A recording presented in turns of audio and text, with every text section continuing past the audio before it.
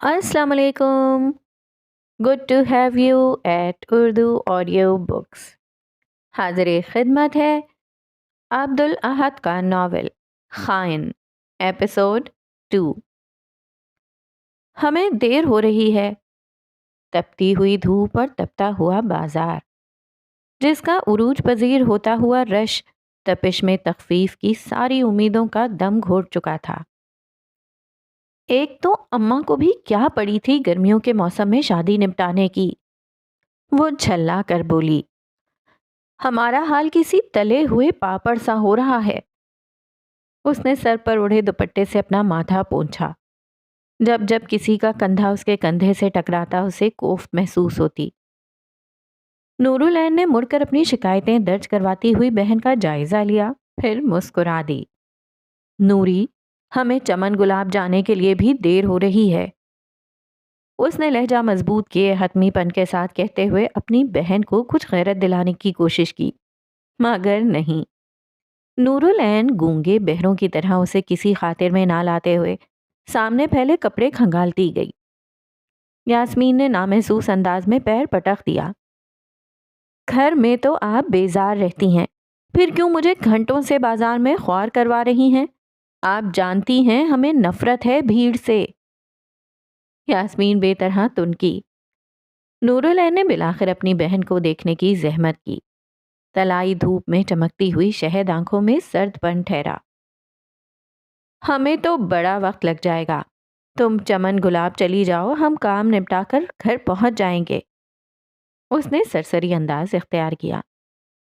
یاسمین نے اس کی ترغیب کو رد کرتے ہوئے گردن نفی میں ہلائی. اماں کو یہ بات اچھی نہیں لگے گی. آپ جلدی نہیں کر سکتی؟ دیکھو یاسمین، کیا تو ہمیں سکون سے خریداری کرنے دو یا چمن گلاب جا کر 2 گھونٹ پانی پی کر سانسیں بحال کرو.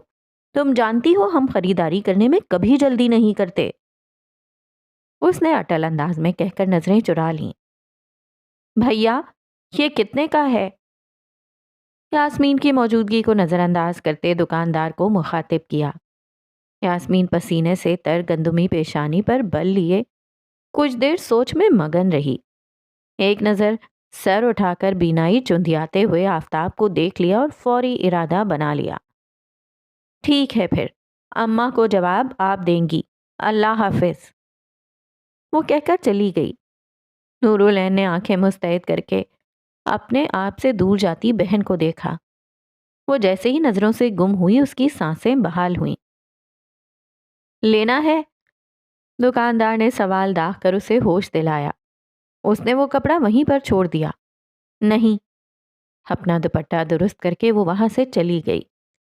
دکاندار وقت برباد ہونے پر اس لڑکی کو دل ہی دل میں ملامتیں دیتا رہ گیا.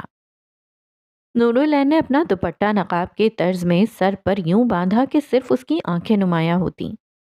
دائیں ہاتھ کو دائیں رخسار پر جما کر دوپٹے کو گرنے سے روکا اور نکل پڑی.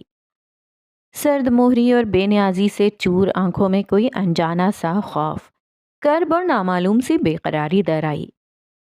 وہ بھرے ہوئے کپڑوں کے بازار، سودے بازیاں کرتی ہوئی عورتوں، دکانداروں کی آوازوں اور بچوں کے شور کو پیچھے چھوڑ کر ایک دوسرے علاقے تک پہنچی. ہاتھ نم ہو رہے تھے، چہرہ پسینے سے تر تھا. دوپٹے پر نمی پھیلنے لگی تھی لیکن وہ حواس بحال رکھنے کی ہر ممکنہ کوشش کر رہی تھی. آس پاس عورتوں کے لباس اس کے جیسے تھے، ڈھیلے ڈھالے کرتے، نقاب یا پھر جلباب، اور مرد اسی طرح کے لباس پہنے ہوئے تھے جس طرح کا لباس اس کا باپ پہنا کرتا تھا. کئی چہرے اس کے لیے شناسا تھے اور یہی شناسائی تو اس کا جی 2 حصے کر رہی تھی. وہ سانس تک لینے سے پہلے 100 بار سوچتی. وہ اس چیونٹی کی طرح احتیاط سے چل رہی تھی جس سے ہاتھی کے بھاری پیر تلے کچل جانے کا خوف لاحق ہو. دفتن علاقہ بدلا، مان عورتوں اور مردوں کے لباس بھی بدل گئے. اچکن اور صافوں کی جگہ دھوتیوں نے لے لی. کرتا شلوار اور نقاب کی جگہ ساڑیاں آ گئیں. اب کے کئی چہرے غیر شناسا ہوئے. بے قرار دل کو قرار ملا. خوف کی جگہ تحفظ نے ٹھسا جمایا. وہ مسالوں کی خوشبوؤں کے درمیان سے گزرتے ہوئے ایک قد آور حویلی تک پہنچی. یہ حویلی سفید حویلی یا ناگپال حویلی کے نام سے مشہور تھی۔ اس نے نظر بھر کر اس حویلی کو دیکھا اور مبہم سا مسکرا دی۔ حویلی کا صدر دروازہ کھلا ہوا تھا۔ پہرے داروں نے اسے دیکھ کر کوئی روک ٹوک نہ کی۔ چاروں طرف ہریالی تھی۔ ہریالی کے درمیان پتھروں سے بنا راستہ تھا۔ راستے کے وسط میں سفید رنگ کا فانوس تھا جس میں تازہ دم پانی رواں تھا۔ اس نے ٹھہر کر اس فانوس کو بہت دیر تک تکا اور پانی کی جل ترنگ کو سن کر تر و تازگی اپنے اندر سمیٹ لی۔ جب دل بھر گیا وہ حویلی کی طرف بڑھ گئی۔ حویلی کی عمارت کے برابر میں ایک چھوٹی سی عمارت کھڑی تھی جو حویلی کے ساتھ ہی جڑی ہوئی تھی۔ اس کے اوپر بورڈ لگا ہوا تھا جس پر ہندی میں درج تھا، ناگپال حویلی دیوان خانہ۔ دیوان خانے کے اندر پہلا قدم بڑھاتے ہی ڈھیروں آوازیں ایک ساتھ کانوں میں گھسیں۔ واہ واہ واہ واہ، مردوں کی پرزور آواز گونجی۔ ہارمونیم کے سر اور ڈھولک کی ڈھمک بھی اس واہ واہ کے ساتھ شامل ہوئی۔ ایک طرف عورتیں بیٹھی تھیں اور دوسری طرف مرد۔ وہ عورتوں والے حصے میں سب سے پیچھے جا کر کھڑی ہو گئی، نقاب ہنوز برقرار رکھا اور نظریں وہ تو بس اسی شخص کی طرف ٹکی ہوئی تھیں۔ وہ سانولی رنگت اور نہایت پرکشش نقوش کا حامل مرد تھا جو وقتاً فوقتاً اپنے کرتے کی جیب سے رومال نکال کر پسینہ پونچھتا، پھر باہوں کو اٹھا کر اونچی آواز میں کوئی شعر عرض کرتا۔ تالیاں پیٹی جاتی، ڈھولک بجائی جاتی اور پھر ساتھ بیٹھا شاعر جواب میں نیا شعر سناتا۔ اسے معلوم بھی نہ ہو سکا اور ایک الوہی مسکراہٹ اس کے لبوں پر رونما ہو چکی تھی۔ وہ آنکھوں میں خوابیدہ سا تاثر سجائے اس مرد کو دیکھتی اور سنتی گئی جس کی پیشانی پر تلک لگا ہوا تھا۔ بے گانا ہوں میں، ہو گیا رخصت تیری کے ساتھ ہی، چہرہ تیرا دل میں کہیں محفوظ تھا جو کھو گیا۔ وہ مسرور لہجے میں آواز میں لچک کے ساتھ یوں بولا جیسے ہر لفظ کو دل کی گہرائیوں سے محسوس کر رہا ہو۔ اس کی خوبصورت آواز نے نورالعین کی ہر کلفت دور کر دی۔ آنکھیں اس منظر سے خیرہ ہو گئیں۔ وہ صرف آواز نہیں، ایک منشیات تھی جیسے، جس نے اس کی ساری پریشانیاں لمحے بھر کے لیے زندگی سے نکال کر پھینک دی تھیں۔ ٹھیک اسی لمحے اس شاعر کی نظر نقاب پوش لڑکی پر ٹکی۔ ہاں، نورالعین مجاہد کی شناخت کے لیے اس کی آنکھیں ہی کافی تھیں۔ وہ دور سے مسکرایا۔ وہ نظروں کا اچانک ملاپ سہ نہ سکی، سو اس نے گردن جھکا لی۔ کہ میں قدا بھی ہے عجیب، پی ہے یہاں بس ایک دفعہ، یہ میں قدا بھی ہے عجیب، پی ہے یہاں بس ایک دفعہ، بھولا نہیں پر میں جو ہے ساقی حسین اس کو بھی۔ مقابل شخص نے اس کے مقابلے میں شعر عرض کیا۔ ازلی واہ واہ کی گونج و شور و غل ابھرا جو فوراً سے تھم گیا۔ سامعین کی نظروں نے اب دوسرے مرد کا تعاقب کیا جو ہاتھ گالوں پر رکھے کچھ سوچنے کی اداکاری کر رہا تھا۔ آپ جیت گئے محمد عثمان وصل صاحب، میرے دماغ نے میرا ساتھ چھوڑ دیا ہے۔ سامعین جہاں بدمزہ ہوئے وہاں مقابل بیٹھا شخص حیران۔ حیرت ہوتی ہے شنکر باؤ، آپ جیسا نوخیز دماغ بھی الفاظ بھول سکتا ہے۔ شنکر گردن جھکا کر مسکرایا، مڑ کر شہد رنگ آنکھوں والی لڑکی کو دیکھا۔ وہ شرما کر اس عمارت سے رفو ہونے کی تیاری پکڑ چکی تھی۔ جب دل کی آواز ہر سمت حاوی ہو جائے تب دماغ ایسے ہی ساتھ چھوڑ دیتا ہے۔ وہ خمار زدہ سے عالم میں بول کر اسٹیج سے اتر گیا۔ وہ دیوان خانے کے باہر پہنچا، متلاشی نظریں سبزہ زار میں گھمائیں۔ تلاش حسن کل پوری نہ ہوئی۔ وہ مسترب سے عالم میں آس پاس کی پکاروں صداؤں کو نظر انداز کیے ناگپال حویلی سے باہر کو نکلا، کمر پر ہاتھ کسے اور سڑک پر نظریں گھمائیں۔ وہ اس سے پشت کیے خمبے کے سرہانے کھڑی تھی۔ اس نے لبوں پر مسکان سجائے آہستگی سے قدم اس کی طرف بڑھائے۔ دل میں جمی ہوئی اس تکلیف دہ تہ کو صرف آپ کا دیدار ہی اتار سکتا ہے۔ وہ عام جملے بھی شعر و شاعری کی طرح بولنے کا عادی تھا۔ نورالعین مڑ گئی، چہرے پر اب بھی نقاب قائم تھا۔ بس وہ آنکھیں، صرف وہ آنکھیں، اور شنکر کا ان آنکھوں کے لیے تہس نہس ہو جانے کا جی چاہا۔ آپ کو کیوں تکلیف ہونے لگی؟ وہ آنکھیں چھوٹی کر کے بولی۔ آپ سے دوری میں ہر لمحہ تکلیف ہے اور قربت میں ہر پل راحت، ہر سانس پیام میں سکون اور ہر تخیل شاداب۔ وہ ادب سے بولا۔ ساحروں سا سحر تھا اس کی باتوں میں۔ وہ نقاب کے پیچھے ہی مسکرا دی۔ یہ آنکھیں کافی نہیں، میں تو جیسے صدیوں سے بھٹکا ہوا صحراؤں کا مسافر ہوں۔ یہ پردہ ہٹا کر میری کلفت دور کیجیے رانی۔ اس نے ہاتھ باندھ کر درخواست کی۔ ایک لمحے کے لیے نور العین کی انگلیاں کانپیں، مسکراہٹ سمٹی اور آنکھوں میں خوف ازبر ہوا۔ دل سے ایک بار پھر کوئی چیخ نکلی جس نے اسے روکنا چاہا۔ اس نے ترنت سب کچھ جھٹک کر نقاب چہرے سے ہٹایا۔ وہ کسی حصار میں کھو کر اس کے ہر نقش کو دیکھنے لگا۔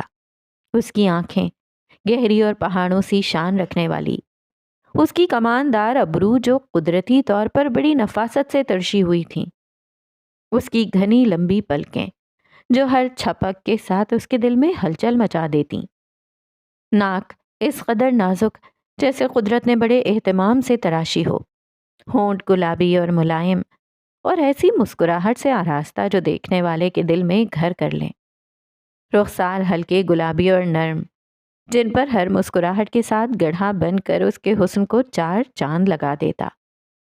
کیا تھی وہ عورت، اور کیوں ہر نظر پر وہ نئے سرے سے محبت میں گرفتار ہو جایا کرتا تھا؟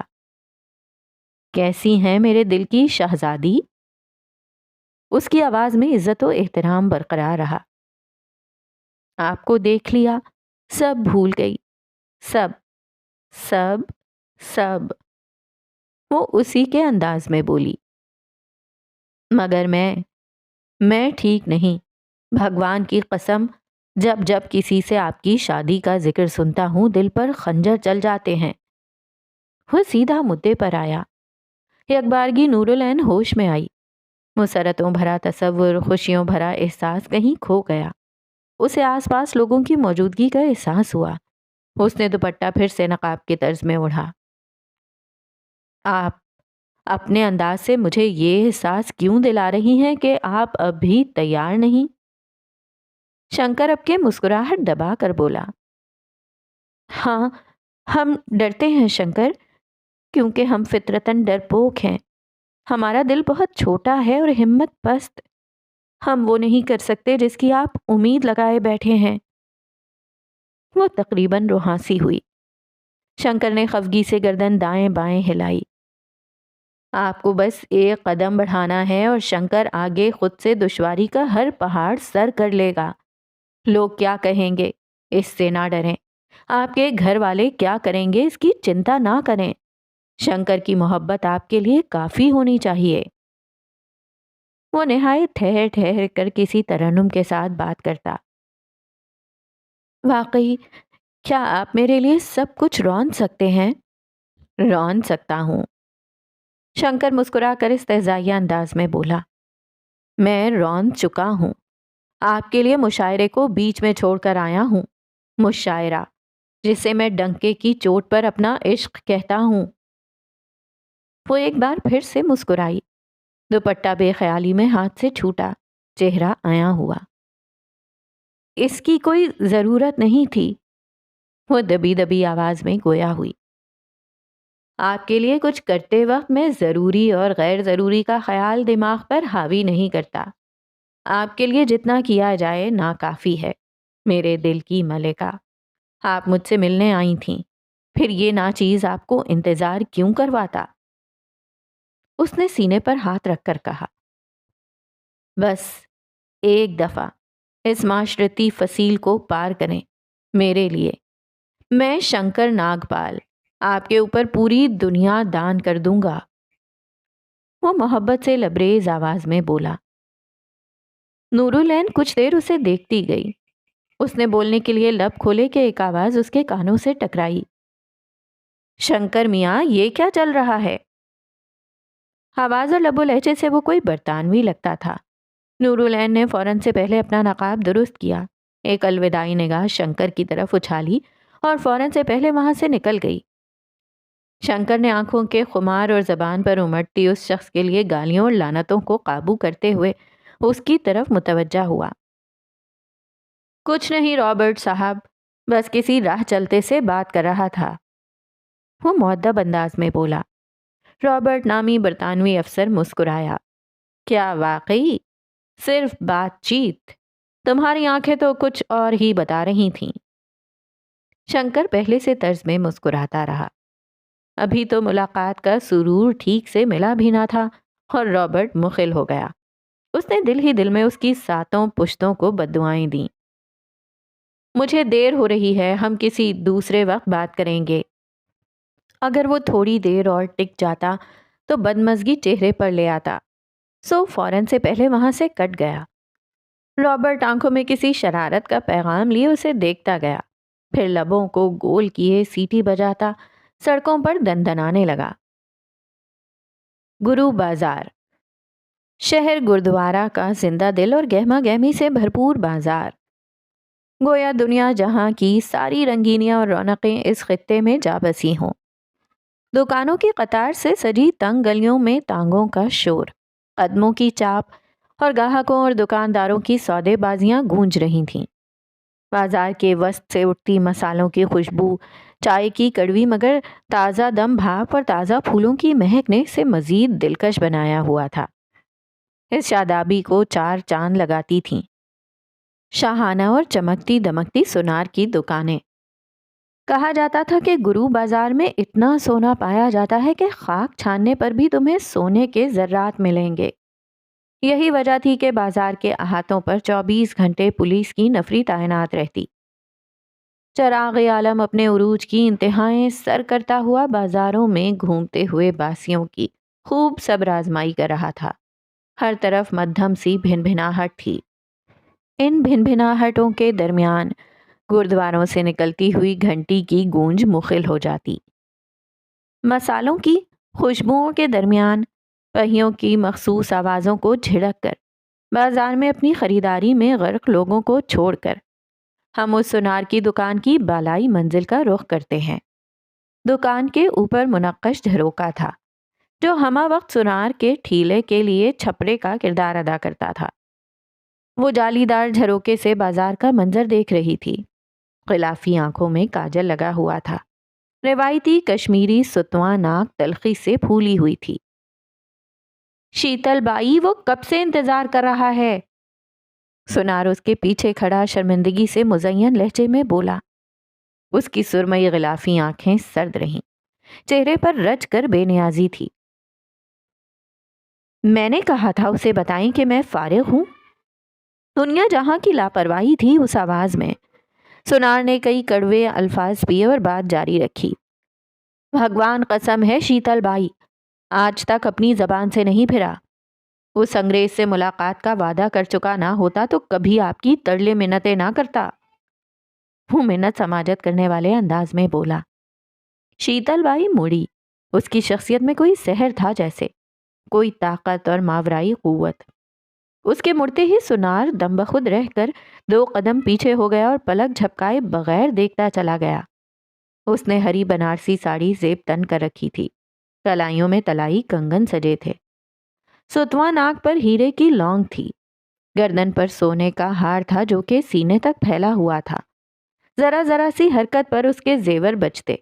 عمر 40 برس پار کرنے کے باوجود اس کی خوبصورتی بے مثال تھی۔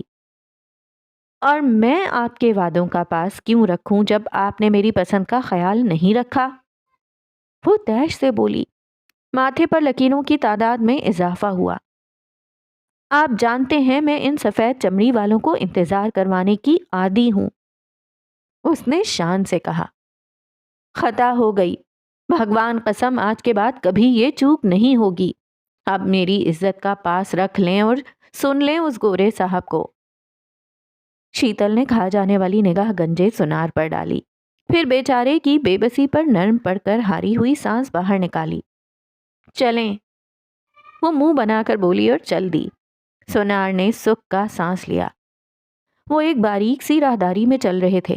لکڑی کی منقش چھت سر پر تھی۔ جالی دار جھروکوں سے سورج کی کرنیں چھن کر دیوار پر عجیب طرز کے نقش بنا رہی تھیں۔ ویسے مجھے آج تک آپ کی ان انگریزوں کے لیے نفرت کی وجہ سمجھ نہیں آ سکی۔ راہداری میں چلتے ہوئے وہ بولے۔ شیتل استہزائیہ سے ہنسی۔ خلافی سرمئی آنکھوں میں ایک پرانا بوسیدہ منظر رقص کر گیا، جس میں چیخ وہ رہی تھی۔ اس کی چیخوں کا سبب کوئی اور تھا، مگر کہیں نہ کہیں وہ جانتی تھی کہ بالواسطہ یا بلا واسطہ اس کی بے بسی میں ہاتھ اس قوم کا تھا جو خود کو ان سب کا سرپرست کہتی تھی۔ آپ نہیں سمجھیں گے، آپ سمجھ ہی نہیں سکتے۔ وہ چلتے چلتے رکی۔ جالی دار جھروکوں سے سورج کی کرنیں اس کے وجود پر پڑیں۔ چہرے کے کچھ حصے چمکے تھے، اس کی آنکھیں بھی چمک رہی تھیں۔ آپ سنار ٹھہرے ہیں اور میں۔ اس نے آس پاس نظر گھمائی اور طنز سے مسکرائی۔ گرو بازار کا کوٹھا چلانے والی ایک ویشیا۔ آپ نہیں جانتے ان سفید چمڑی والوں نے میرا کتنا بڑا نقصان کیا ہے۔ آنکھیں سرخ انگارے کی مانند دہکیں، سفید پیشانی پر پسینے کی بوندیں چمکیں۔ سونار مسحور سا ہو کر اس عورت کو دیکھتا چلا گیا۔ سماج کی بندشوں میں جکڑی ہوئی ویشیا کو کتنی اذیت دی ہے ان لوگوں نے، یہ صرف ایک ویشیا بتا سکتی ہے۔ اس نے نظروں کا رخ پھیرا۔ سونار اب تک جیسے کسی حصار میں جکڑا ہوا تھا۔ وہ چل پڑی اور وہ کچھ دیر وہیں کھڑا رہ گیا۔ راہداری کے آخر میں سیڑھیاں تھیں، جسے پھلانگ کر وہ دوسری منزل کو پہنچے۔ دوسری منزل کی ایک طرف منقش محرابیں یکے بعد دیگرے کھڑی تھیں، جہاں سے سامنے والی عمارتوں کی قطار اور مصروف ترین بازار دکھائی دیتا۔ وہ ان محرابوں کے بازو سے گزرتے ہوئے قدرے چھوٹے کمرے میں پہنچے۔ ایک طرف مخملی غلاف والا تخت پڑا تھا، دوسری طرف صوفہ تھا جس پر ایک سفید مرد براجمان تھا۔ وہ دروازے پر دستک پا کر مسکرا کر دونوں کو دیکھنے لگا۔ اسے دیکھتے ہی اس کا ہر تیور بدل گیا۔ آنکھوں میں شان بے نیازی در آئی، ہاتھ پاؤں ایک البیلی نزاکت کے ساتھ ہلنے لگے۔ وہ ایک ادا سے چلتے ہوئے تخت پر بیٹھی۔ تخت کے سرہانے حقے کا سامان رکھا ہوا تھا، جس کا پائپ گاؤ تکیے کے ساتھ تھا۔ تخت پر بیٹھنے کے بعد بھی اس نے انگریز کو نظر بھر کر نہ دیکھا، بلکہ آس پاس دیکھنے لگی۔ دیواروں پر مشل دان چسپاں تھے۔ کمرے کے ہر کونے میں عرق گلاب سے بھری تانبے کی تھال تھی جس نے فضا کو مہکایا ہوا تھا۔ وہ منتظر نگاہوں سے اسے دیکھ رہا تھا۔ وہ دانستہ اسے تڑپا رہی تھی۔ گرمی بہت ہے سونار صاحب، پنکھا دیجیے گا۔ وہ مڑ کر گنجے سونار سے مخاطب ہوئی۔ دروازے کے بازو میں لکڑی کی میز تھی جس پر پنکھا دھرا ہوا تھا۔ انہوں نے ترنت شیتل کو تھمایا۔ رابرٹ اب تک اسے کنکھیوں سے دیکھ رہا تھا۔ وہ نزاکت سے اپنے آپ کو پنکھا جھلتے ہوئے تخت پر دراز ہوئی، کوہنی گاؤ تکیے پر ٹکائی اور دوسرے ہاتھ سے پائپ تھام کر لبوں سے لگایا اور گہرا کش بھرا۔ فرماؤ رابرٹ، کون سی خواہش تمہیں میرے قدموں میں لائی ہے؟ وہ ناگواری سے بولی۔ رابرٹ تلخی اندر اتارتے ہوئے مسکرایا۔ آپ کو کیوں لگتا ہے کہ آپ کے پاس آنے والا ہر برطانوی مرد اپنی خواہشات پوری کرنے آتا ہے؟ شیتل نے آنکھیں پھیلا کر سونار کو دیکھا، پھر زور سے ہنس دی۔ رابرٹ کے چہرے نے یوں رنگ بدلا جیسے کسی نے مٹھی بھر کڑوا کسیلا زہر اس کے حلق میں اتارا ہو۔ کیا تم چائے کی دکان پر شراب پینے جاتے ہو؟ اس نے ہنسی قابو کیے بڑی مشکل سے کہا۔ سونار نے لبوں پر ہاتھ رکھ کر ہنسی چھپانے کی ناکام کوشش کی۔ یا شاید تم بڑھ کر نیک ہو اور رنڈی کے کوٹھوں پر عبادت کرنے آتے ہو۔ وہ پھر سے سونار کے ساتھ قہقہے بلند کرنے لگی۔ رابرٹ نے احساس ذلت کے باعث نظریں چراتے فرش کو گھورا۔ مجھے کبھی آپ کی نفرتوں کی سمجھ نہیں آئے گی، اس نے ناگواری سے کہا۔ شیتل نے اسے ستائش سے گھورا۔ ایک بات تو بتاؤ، کیا تم نے دیوداسی کی کہانی سنی ہے؟ حقے کا گہرا کش بھرا۔ سونار صاحب سنجیدہ ہوئے۔ جی نہیں۔ لبوں سے پائپ جدا کر کے ڈھیر سارا دھواں خارج کیا۔ دیوداسی مغلوں کے زمانے کی ویشیا کو کہا جاتا ہے۔ ہاں، وہ ہماری طرح ناپاک مانی نہیں جاتی تھیں، انہیں بھگوانوں کی بیگمات کا درجہ دیا جاتا تھا۔ وہ بڑے ٹھہر ٹھہر کر رابرٹ کو سارا قصہ سناتی گئی۔ انہیں بادشاہوں کے دل بہلانے کے لیے محلوں میں مدعو کیا جاتا تھا، جہاں وہ رقص کے جوہر دکھا کر ان کی آنکھوں کو خیرہ کرتی، مگر مجال ہے کہ کوئی پرش انہیں ہاتھ بھی لگائے۔ وہ انچھوئی آتی تھیں اور انچھوئی لوٹ جاتی تھیں، کیونکہ وہ پوتر مانی جاتی تھیں۔ رابرٹ غیر آرام دہ ہوا۔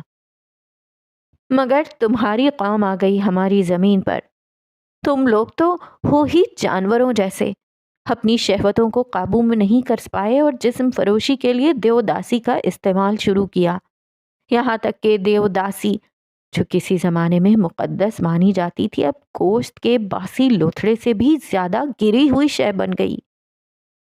وہ کڑواہٹ سے بولی۔ رابرٹ نے اپنی گردن جھکائی۔ اس قدر تضحیک بھرے الفاظ اس کا جی پہلی فرصت میں نکل جانے کا چاہا۔ اور پھر تم کہتے ہو کہ میں تمہیں ایسا کیوں سمجھتی ہوں؟ اس نے استہزائیہ انداز میں اس تنگ کمرے کو دیکھا۔ یہ کوٹھا، اس کی بنیادیں تمہارے باپ داداؤں نے رکھی ہیں۔ وہ کہہ کر خاموش ہوئی۔ رابرٹ کا دھواں دھواں چہرہ دیکھ کر مسکراہٹ لبوں پر تیرنے لگی، جسے چھپانے کی غرض سے اس نے پائپ ایک دفعہ پھر لبوں پر لگایا۔ میں یہاں صرف جسم کی آگ بجھانے نہیں آیا، بلکہ آپ کو ایک خبر دینی تھی۔ اس خبر کے بدلے کچھ پل کی مسرت درکار ہوگی۔ وہ ہر تضحیک کو پیتے ہوئے گویا ہوا۔ شیتل نے بے نیازی برقرار رکھی اور ہاتھ اٹھا کر مہندی رنگے ناخنوں کو دیکھا۔ اگر خبر اس لائق لگی، وہ کہہ کر پھر اسے دیکھنے لگی۔ ایک خبیث مسکراہٹ اس کے لبوں پر تیری۔ شنکر باؤ کو کوئی لڑکی پسند آ گئی ہے، وہ بھی مسلمان۔ آنکھیں شر پھوٹ رہی تھیں۔ اب کے غلافی آنکھوں والی شیتل اٹھ بیٹھی، پائپ ہاتھ سے چھوٹا، پنکھا جھلتا ہاتھ سست ہوا۔ اس نے ستائش اور حیرانی سے افسر کو دیکھا۔ اس کا نام خاندان کیسا ہے؟ وہ پوچھے بغیر رہ نہ سکی۔ نورالعین مجاہد، بختیار مجاہد کی بیٹی، چمن گلاب کی مالکن، گلاب فاطمہ کی پوتی۔ ایک آفت خیز لہجے میں انکشاف کیا۔ حیرت کا شدید جھٹکا شیتل کے اوپر لاحق ہوا۔ ہاتھ لبوں تک پہنچا، چہرے پر تناؤ پھیلا۔ یکبارگی مختصر مسکراہٹ لبوں پر پھیلی جو گہری ہوتی گئی۔ اس نے تفاخر سے رابرٹ کو دیکھا۔ قدرت نے انتقام لینے کا موقع دیا ہے مجھے، وہ دبی دبی آواز میں بولی۔ کچھ کہا آپ نے؟ پھر جیسے وہ ہوش میں آئی، اس نے فطرت کی بے نیازی بحال کی۔ اس کا مطلب ہے شنکر کو خط لکھ کر دعوت دینے کا وقت ہوا چاہتا ہے۔ وہ تخت سے کھڑی ہوئی۔ رابرٹ خوش باش ہو گیا۔ ٹھیک ہے، تم جو چاہے کر لو، خبر ٹھیک ٹھاک تھی۔ ملکہ سی شان و شوکت واپس لوٹ آئی تھی۔ رابرٹ کی تو بانچھیں ہی کھل اٹھی تھیں۔ وہ سونار کے ساتھ دوبارہ سے راہداری پار کرنے لگی۔ آنکھیں شر برسا رہی تھیں، لب مسکرائے جا رہے تھے۔ اس نے آپ میں ہی ایک پرجوش قہقہہ بلند کیا۔ پاؤ پھٹتے ہی بختیار منزل میں عجیب سی ادھم مچ گئی۔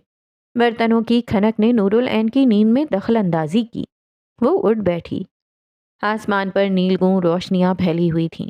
سڑکوں پر بھیڑ جمع تھی، چہل قدمیاں، شور شرابے اور ہنگامے جو گھر کے ہر مکین کے لیے خوشیوں بھری رونقوں کی پیش گوئی کر رہے تھے۔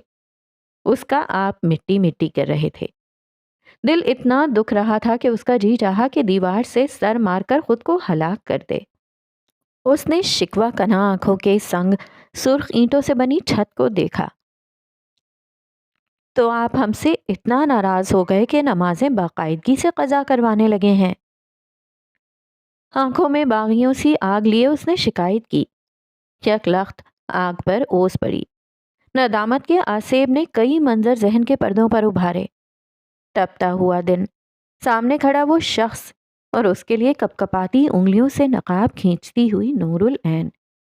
کوئی آپ گینا تھا جو بری طرح سے ٹوٹا اور سینکڑوں کرچیوں میں بکھرتے ہوئے اس کی روح کو درہم برہم کر گیا۔ ہم کیا کریں؟ محبت بے اختیار کر دیتی ہے۔ آپ چھوڑ کیوں رہے ہیں ہمیں؟ اس نے دائیں بازو سے آنکھوں کی نمی رگڑی اور چادر کھینچ کر اٹھ کھڑی ہوئی۔ گھر کے بیرونی حصے میں دراز سا صحن تھا۔ یاسمین پنجوں کے بل بیٹھی بھیگے ہوئے فرش پر تنکے والی جھاڑو مارتے ہوئے مٹی کی گرد صاف کر رہی تھی۔ درخشاں چارپائی پر بڑے انہماک سے ساگ کی گیلی پتیوں کو سکھانے کے غرض سے پھیلا رہی تھیں۔ چارپائی کے ساتھ پلنگ لگا ہوا تھا جہاں گلاب فاطمہ اپنے ہر دل عزیز پاندان کے ساتھ چوکڑی مار کر بیٹھی گھر کی عورتوں کی سرگرمیوں کا بغور جائزہ لے رہی تھیں۔ اپنی جان سے پیاری پوتیوں کے بعد اگر کوئی شے گلاب فاطمہ کو عزیز تھی تو وہ ان کا تانبے کا پاندان تھا۔ دنیا بھلے یہاں سے وہاں ہو جائے، وہ اپنے محبوب پاندان کو نظروں سے اوجھل نہ ہونے دیتی۔ جب کوئی بڑی بی کو نیا پاندان خریدنے کی ترغیب دیتا تو وہ کسی ڈرامائی عاشق کے طرز میں کہتی، ہمارے مرنے پر تم سب 100 نئے پاندان خریدنا، مگر جب تک ہم سلامت ہیں اس سے خود سے دور نہیں کر سکتے۔ اس وقت بھی وہ پاندان سے کتھا نکال کر اس کی دبیس تہ پان کے پتے پر لگا رہی تھیں۔ دھیان سے، پانی کے چھینٹے ساگ پر پڑے تو میں نے چھوڑنا نہیں ہے۔ جوشیلے انداز میں جھاڑو لگاتی یاسمین کو دیکھ کر درخشاں نے خبردار کیا۔ یاسمین نے صورت بصورت رفتار سست کی۔ یہ بھی کوئی کام تھا بھلا؟ کتنا بیزار کن اور یکسریت آمیز۔ اس نے گردن جھٹکی۔ گلاب فاطمہ اس کے انداز پر مسکراتے ہوئے ناریل پان کے پتے پر چھڑک رہی تھیں۔ صحن کے داخلے میں کھڑی نور العین آنکھوں میں اشک سمیٹے عام سے دن کا وہ عام سا منظر دیکھ رہی تھی۔ ویسے نوری آپا کچھ ٹھیک نہیں لگ رہی۔ یاسمین کے کہنے پر درخشاں چوکنا ہوئی۔ نور العین کے اوپر سایہ سا گزرا، پیٹ میں مروڑیں بنی۔ کیسی باتیں کرتی ہو؟ درخشاں فوراً دفاع میں بولی۔ گلاب فاطمہ دوسری طرف بڑے سرسری سے انداز میں پان کا بھرا ہوا پتا اپنے منہ میں ڈال رہی تھیں، اور ان سب کے درمیان وہ تھی جس کے ہاتھ پاؤں بس 2 فقروں نے پھلا دیے تھے۔ اوہ خدایا!